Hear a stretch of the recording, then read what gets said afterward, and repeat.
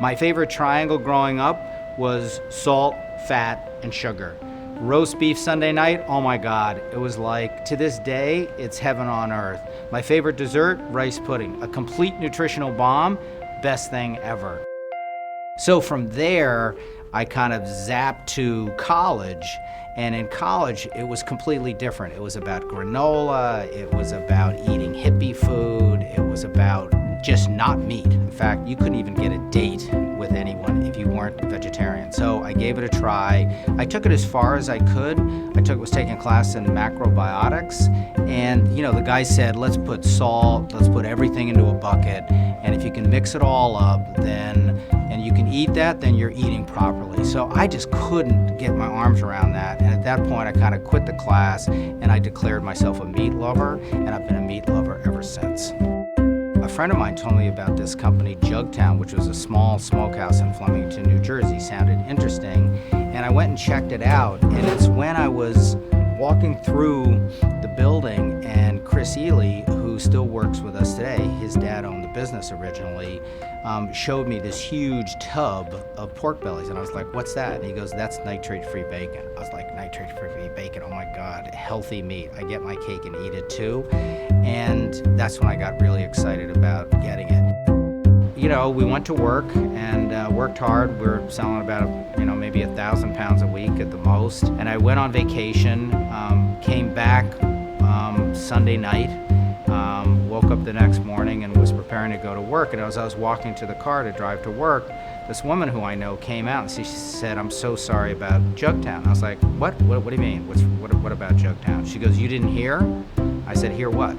She goes, the place burnt down. I was like, what? And I just remember this kind of panic zone descending upon me, and I was just kind of freaking out at the time. And I drove down, kind of somewhat out of control, and I arrived at the smokehouse, and sure enough, the place was, had burnt down. And I thought it was the end. Time to give up, time to go home, try to do something different. And Doris, wonderful Doris, who was the bacon slicer, one of our 3 employees, I turned to her and I said, Doris, what are we gonna do? And she turned back at me and said, what do you mean, what are we gonna do? And I knew then, by her eyes and her voice, that we had to rebuild. And there was no going back, even though the place was completely destroyed and it was all gone. So we did rebuild. It took us about 6 weeks to get back in operation, and at that point I kind of decided that we should get out of manufacturing because I didn't want the place to burn down again, and we came up with the name Applegate because Jugtown sounded like we were distilling booze in Western Jersey, and that didn't make sense. So that's where Applegate was born into existence, and Applegate in its current form came into being.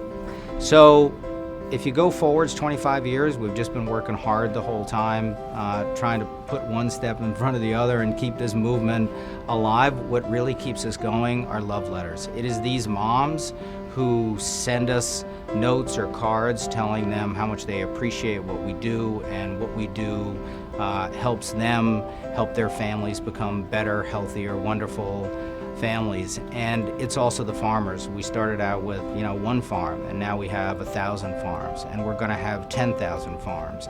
And all of these farmers and their farmers' tables, and all of these moms and all of their moms' tables and the family table, all are interconnecting day by day, step by step, to help change the way Americans eat meat and make this a healthier and happier society.